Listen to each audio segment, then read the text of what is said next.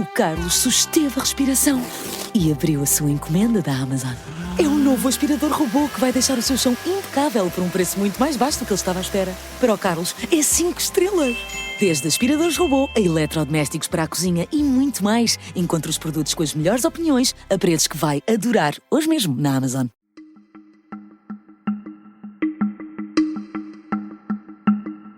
Esta é a história do dia da Rádio Observador.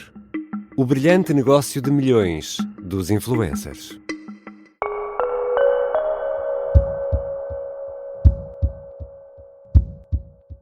A agência Notable, a agência de representação de personalidades como Rita Pereira ou Cristina Ferreira, foi usada como palco para uma burla. A notícia foi avançada no programa Vê Mais Fama, de quinta-feira, do canal Vê Mais TVI. Suspeitas de uma burla numa das mais importantes agências de celebridades em Portugal. Um dos funcionários de topo é suspeito, segundo o mesmo programa de televisão, de desviar 250 mil euros de comissões devidas a agenciados. Entretanto, este valor terá sido atualizado para cerca de 300 mil euros. Que negócio é este que movimenta milhões de euros? É sobre este mundo que vou conversar com a editora de lifestyle do Observador, Maria Ramos Silva. Eu sou o Ricardo Conceição e esta é a história do dia, de segunda-feira, 17 de março.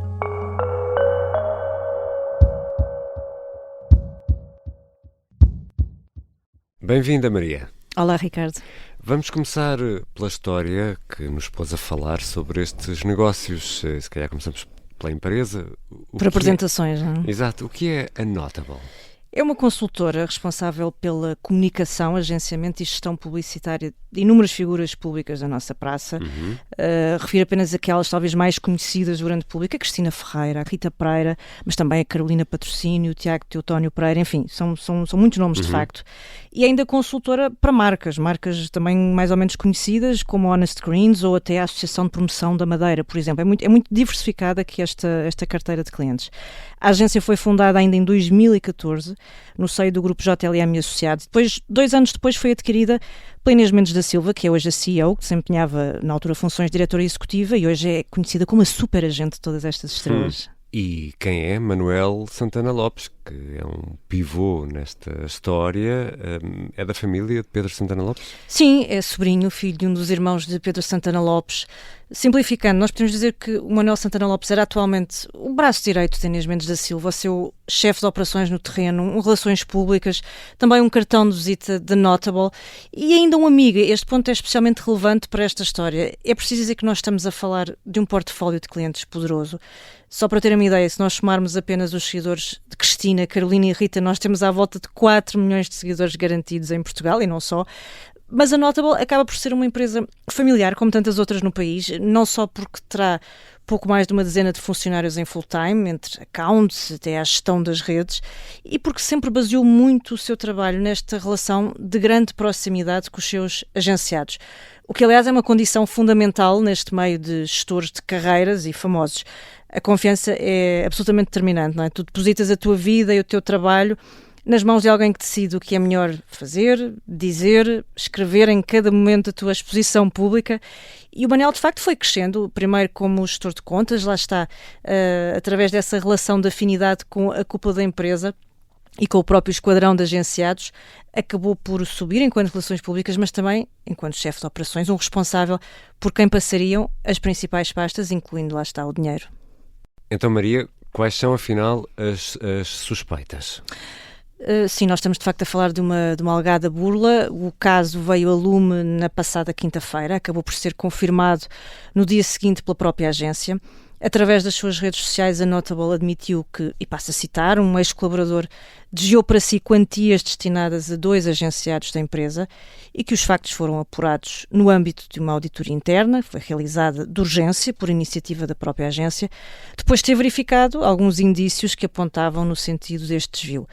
Apesar de nunca mencionar nem o nome do chefe de operações nem dos visados, nós sabemos hoje que se trata da apresentadora Carolina Patrocínio, do ator e seu cunhado, Tiago Teotónio Pereira, que terão perdido qualquer coisa como 300 mil euros desviados por Manuel Santana Lopes. E o caso, entretanto, ficou resolvido dentro de portas ou há aqui procedimento criminal?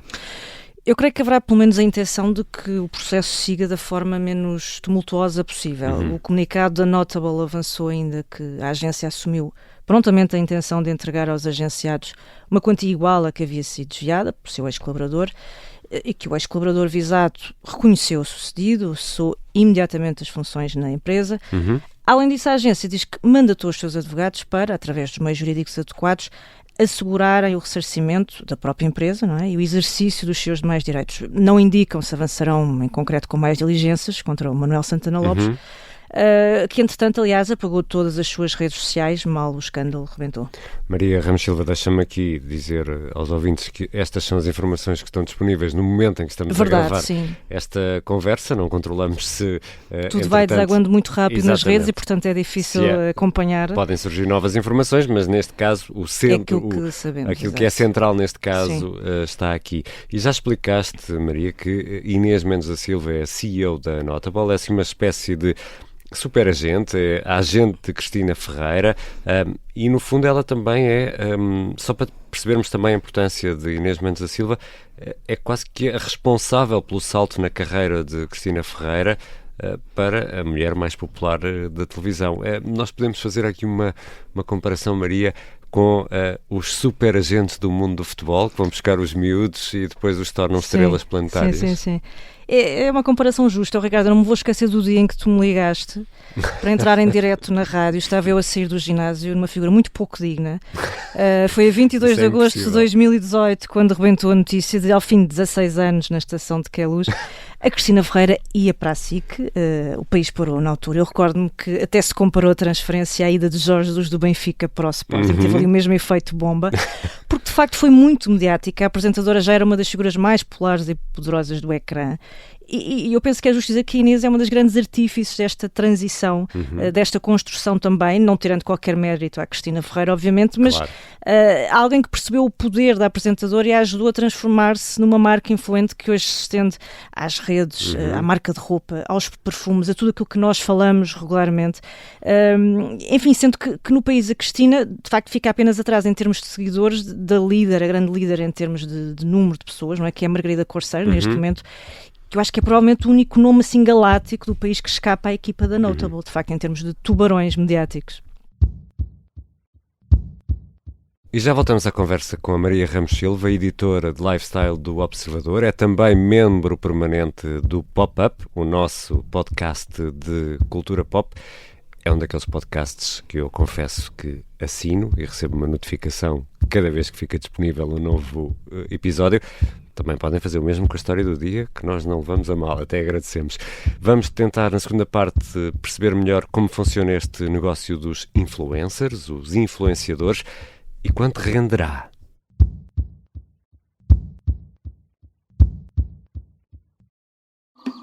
Sente-se seguro aqui dentro. Eu, se quisesse, tinha chegado aqui, matava ou ia-me embora, ninguém dava por aí. Esta é a história de Jorge Jardim, o agente secreto que parecia um simples homem de negócios, mas liderou missões perigosas em todo o mundo, tentou criar um país e foi pai de um clã de mulheres aventureiras. Filho, isto nunca podes dizer a ninguém. Isto é absolutamente confidencial. O Misterioso Engenheiro Jardim é uma série para ouvir em 6 episódios e faz parte dos Podcast Plus do Observador. É narrada por mim, Lourenço Ortigão, e tem banda sonora original dos HMB. Estreia a 18 de março. Os Podcast Plus do Observador têm o apoio da Kia. O Carlos susteve a respiração e abriu a sua encomenda da Amazon. É um novo aspirador robô que vai deixar o seu chão impecável por um preço muito mais baixo do que ele estava à espera. Para o Carlos, é 5 estrelas. Desde aspiradores robô a eletrodomésticos para a cozinha e muito mais. Encontre os produtos com as melhores opiniões a preços que vai adorar hoje mesmo na Amazon. Estamos de regresso à conversa com Maria Ramos Silva, editora de lifestyle do Observador. Maria, já percebemos, pelo exemplo que nos deste no caso de Cristina Ferreira, que estas agências são fundamentais neste negócio dos chamados influencers, os influenciadores. Podemos dizer que, se olharmos aqui para uma história dos influencers, que isto resulta quase que de uma evolução que teve um marco na criação dos blogs. Estamos a lembrar, por exemplo, do caso da pipoca mais doce, de Ana Garcia Martins. Eu diria que os blogs têm, de facto, um papel importante enquanto montras e trampolins, sobretudo nos primeiros anos, a partir de 2010 e por ali adiante. Há uma progressiva explosão em termos de lifestyle, de moda, de beleza e outros conteúdos associados. Mas, Ricardo, à medida que as plataformas se vão multiplicando, é difícil nós situarmos hoje a origem dos fenómenos, ou muito menos achar que são todos iguais, diria eu. Ou seja, nós temos figuras que não foram além desses blogs, não é? Que nasceram, cresceram um pouco, mas depois que acabaram por não migrar para lado nenhum. Temos pessoas que cresceram ainda mais e que deram o salto para o Instagram, como a Pipoca, que conseguiu manter e também crescer nesse registro, e foi de facto uma das pioneiras.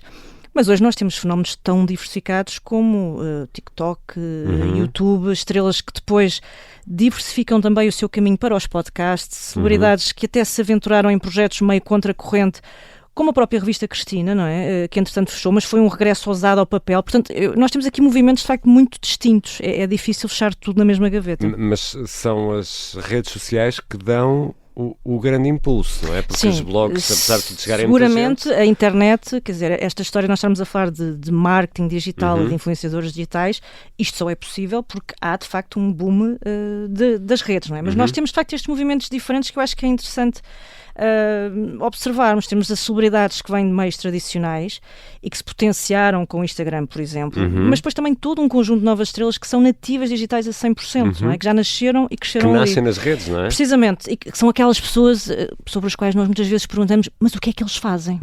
E a vida delas é aquilo, ou seja, eles nunca foram outra coisa senão aquilo.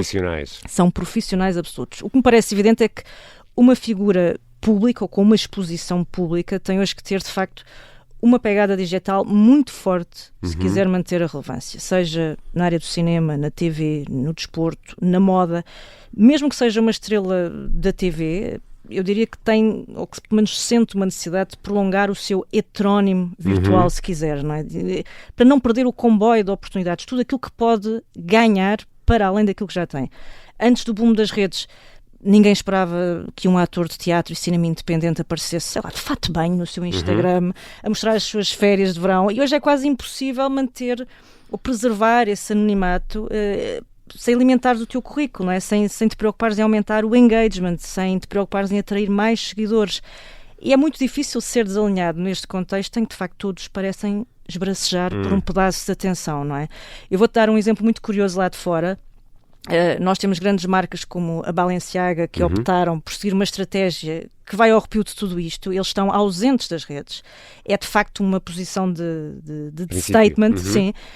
Mas eu diria que é preciso ter uma almofada brutal para fazer este tipo de posicionamento, não é? Nós somos demasiado pequenos para não querermos ser notados ou para prescindirmos desta atenção, desta exposição pública. Exatamente, porque imagino que, sendo Portugal também um mercado muito pequeno, imagino que todas estas pessoas se conhecem, com o que isso tem de bom e com o que isso tem de mau. Sim. Portanto, sobretudo em Lisboa, que é uma aldeia, não é? Exatamente. Onde quase tudo se passa. Sim. Portanto, estes casos ainda podem ter aqui ser ainda mais duros, não é? Porque toda a gente se conhece. Sim, tem um lado bom, mas necessariamente também um lado mau. Nós voltamos à questão da afinidade, da amizade mesmo. Até de relações familiares, como é este caso em particular, que são essenciais para um meio que vive de relações públicas e humanas, antes de mais. Nós neste escândalo da Notable, em particular, falamos de uma alegada burla que afeta pessoas que são amigos da pessoa que a comete, pessoas que cultivam relações de casa há anos, e portanto há naturalmente uma decepção profissional, mas sobretudo uma decepção pessoal, que é muito difícil depois de ver sarada, não é? A própria Carolina Patrocínio confessou isso nas suas redes. Ela publicou uma nota em que diz ser enganado por quem nos é próximo é ser roubado 2 vezes, e de facto isto é uma questão que vai muito para lá do dinheiro, que obviamente faz falta, mas nem tudo termina aqui, não é? E já que falamos de dinheiro, e isto é importante falarmos nisto até para o público entender o que se passa, nesta altura há uma fatia substancial do mercado de publicidade, e é mesmo uma fatia substancial, que é canalizado para influencers, ou seja, as marcas prescindem de meios tradicionais, como a rádio, os jornais, a televisão. Eles são prioritários nessa... E vão diretos a estas figuras, totalmente, não é? sim. E há muito dinheiro aqui envolvido. Sim, Ricardo, basta pensarmos como estas figuras hoje canalizam os seus próprios comunicados, em primeira instância, para as suas redes. No Instagram. Eles comunicam diretamente para os seus seguidores.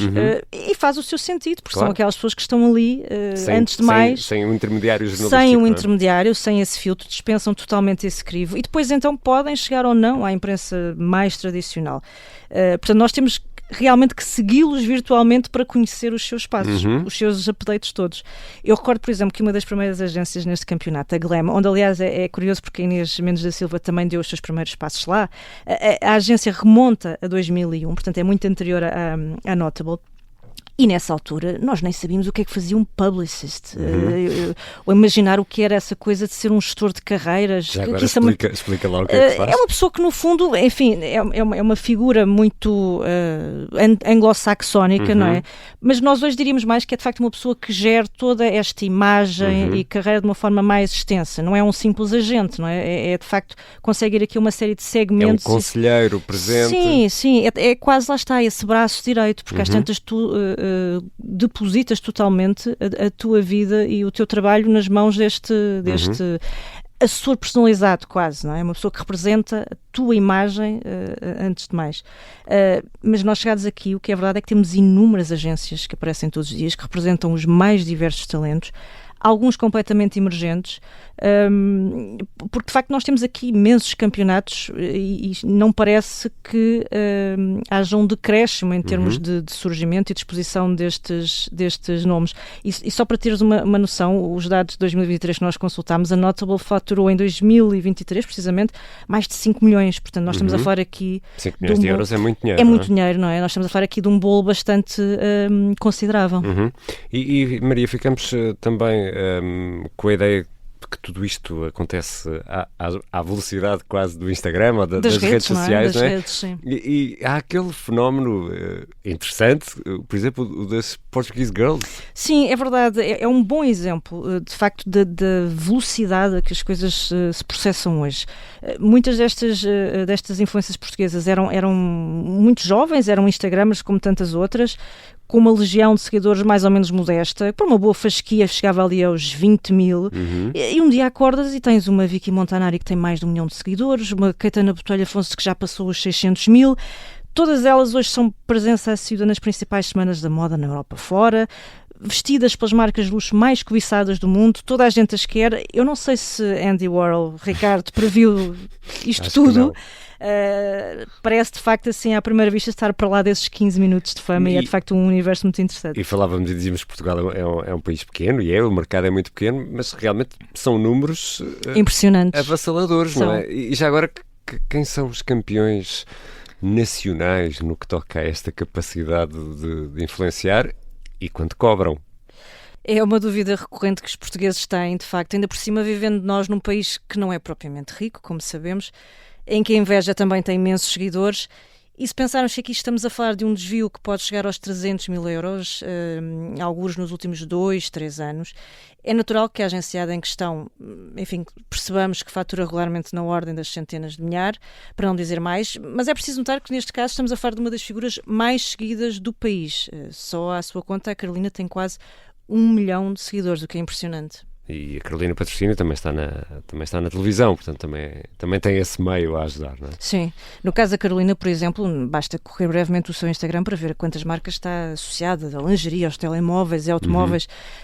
Mas lá está, Ricardo, nem toda a gente fatura centenas de milhares de euros com uma simples presença, como é o caso, por exemplo, de uma campeoníssima Maggie Corseiro, não é? Que, como eu dizia há pouco, deve ser dos poucos tubarões que escapa aqui à rede da Notable. Não está nessa agência. Não está, mas percebe-se de facto a situação gerada por uma área que claramente é rentável para quem consegue ir mais longe, não é? E é por isso que isto se torna tudo muito interessante e muito apetecível. Nós falámos de Cristiano Ronaldo, então, eu não sei se estás preparado, isto é uma referência absoluta em termos de milhões, mas consta que por publicação não cobra menos de 2 milhões de euros, portanto... Por publicação? Sim, por publicação, sim. Por um post? Por um post, sim. Portanto, nós estamos a falar de... O que lá está, se tu puseres tudo isto em perspectiva com outro tipo de eventos, sei lá, por exemplo, de ex-presidentes darem palestras, quer dizer, nós também não temos bem a noção dos valores. Estamos a falar de valores que são bastante consideráveis para o português comum, não é? Sim. Tudo isto nos parece demasiado grandioso comparado com o ordenado mínimo, é verdade, mas não é uma coisa assim tão atípica como vamos percebendo neste meio. E acho que este caso também deu para perceber isso. Obrigado, Maria. Obrigada, Ricardo. Maria Ramos Silva é editora de lifestyle do Observador e é membro permanente do nosso podcast Pop-Up, dedicado à cultura pop. Esta foi a história do dia. A sonoplastia é do Bernardo Almeida, a música do genérico do João Ribeiro. Eu sou o Ricardo Conceição. Até amanhã.